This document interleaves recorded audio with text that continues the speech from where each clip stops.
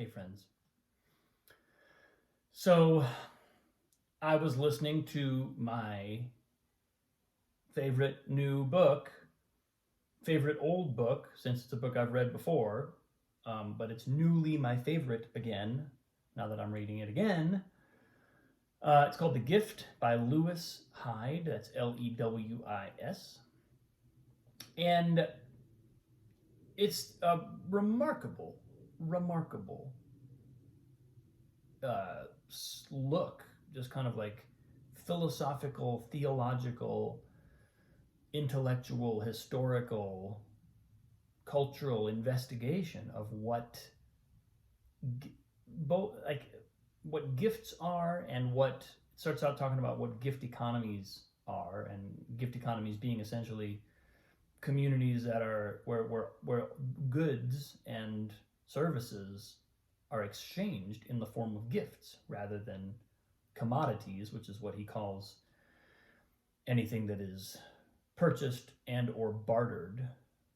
Um, because in a gift economy, there's a sense of there's a reality of not having control of what comes back to you, and this willingness to have no control over what comes back to an individual when an individual gives something away, gives a gift away, gives a service away, gives uh, products or food or whatever it is that they're giving, when the individual gives that away and doesn't know when it will come back, or really whether it will come back, although in most cases it's kind of culturally, there's a cultural imperative for it to come back. Um, but when an individual, in order for an individual to do that, it presumes a community, it presumes a boundary within which the movement is happening that actually allows the movement of the gift to at least be kind of cognitively trackable, so that we can understand that when something comes back to us, maybe in a different form, that thing has come back to us in part because of what we gave away at a different time. And but because there's no accounting system keeping track of this, there's a sort of ineffable undefinedness to the way that the economy works that's very, very different, as you can probably imagine, from a commodity economy where everything is reckoned. Value is very, very specifically ascribed, and mediums of exchange are used to make sure that accurate value is transferred each time there's a transaction, etc., right? And it's a really interesting look at how a culture and how a community operates when at least some portion of their economic activity occurs in the form of gift exchange. And one of the principles that holds true in these economies, as I've undoubtedly spoken about in some of my previous posts, one of the principles is that a gift must stay in motion. A gift that is held or hoarded or invested in a way that will benefit the individual but not the group that is essentially seen to be, it's essentially understood to be destroying the spirit of the gift. And there's any number of sort of ancillary arguments to the way that gift economies work, and the author of the book is by no means advocating that we return to a gift economy, and he gives ample reasons to explain why that's not even possible, and why the diversity of a commodity economy is actually a tremendous benefit, and why communities that have grown to the size of modern day nation states, even just modern day cities, would be totally unwieldy as a, if you're using gift exchange as their primary mode of economic activity, it would just be totally impossible. But he also there's a whole section in the first half of the book on the historical perspectives on usury, charging interest on loans, and how that went from being a total taboo, something that was not allowed, to being something that is not just allowed, but actually, funny enough, I can't do this right now for you, but he traces the arguments that were made against usury, and then traces the evolution of these arguments through time, especially up through the time of Martin Luther and the Reformation, and then into more kind of getting into contemporary economic times, which started several hundred years ago, but the rudiments were there, and how the same arguments that were used to say that usury was a sin and a deplorable practice that would drive people apart, those same exact arguments were ultimately used in defense of it as a practice that was necessary to the growth and expansion and kind of fruition of a modern nation state. So it's a really, really interesting look at how that all kind of happened and shook down. But coming back to the original kind of central thesis of the book, which is about gift exchange as a form of value transfer and as a relational practice among people who do share a bond, that essence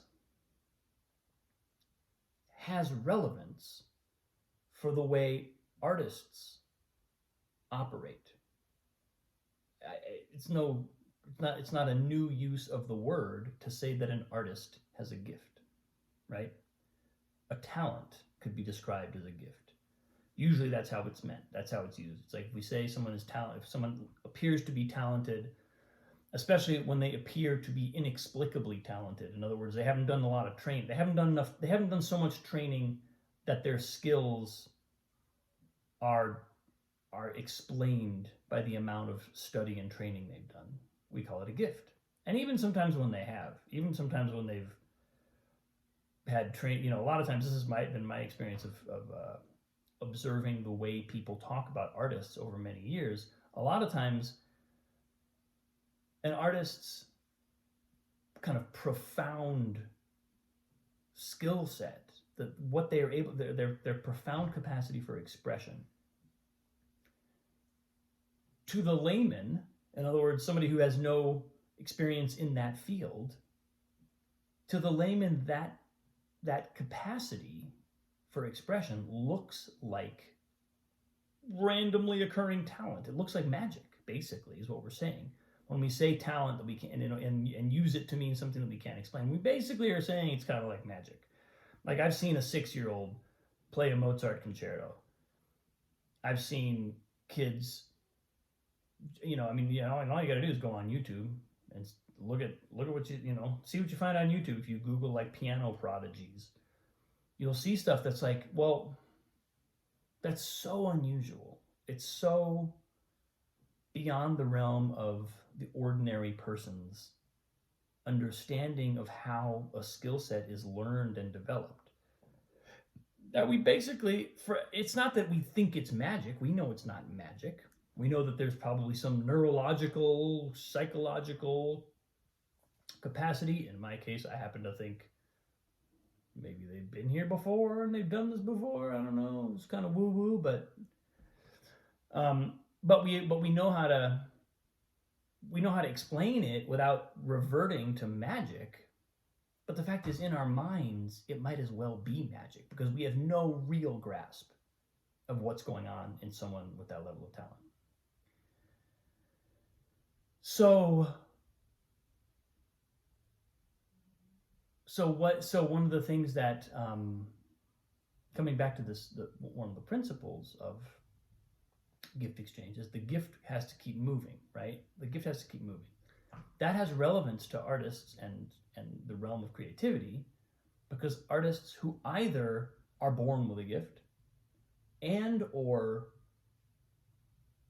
receive gifts over the course of their lives, which I can speak to that experience with at great length. I feel like I have been the beneficiary, the recipient of inestimable gifts. When I look at the teachers that I've had, and I look at even just my family and my upbringing and the way that I was ushered towards creative pursuits, creative work, and helped, aided in the cultivation of those things. It's a massive, massive mountain of gifts. And the gift must stay in motion.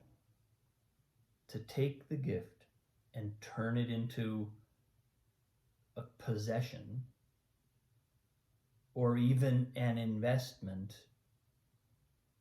is a perversion of the gift, and it destroys the spirit of the gift. And this is something that I have been made especially more conscious of recently. It's something that as I've been kind of reflecting on what my own role is. I mean, it's no mystery. I've been talking about being in a period of transition for several months at the very least now. And I do have this underlying sense that there's something that has been bestowed upon me that I'm compelled to give onward. I can't, and the fact is, when I'm not giving it, it's like it becomes toxic. The gift can become toxic. There's some, Lewis Hyde quotes somebody, I forget who he quotes, as saying, if the gift doesn't keep moving, the gift that is not given can become atrophied and stagnant and even a kind of poison. And I have felt that even in myself at times, when for whatever reason I have not felt like I'm in a place of expressing what I have to express, or not had a sense of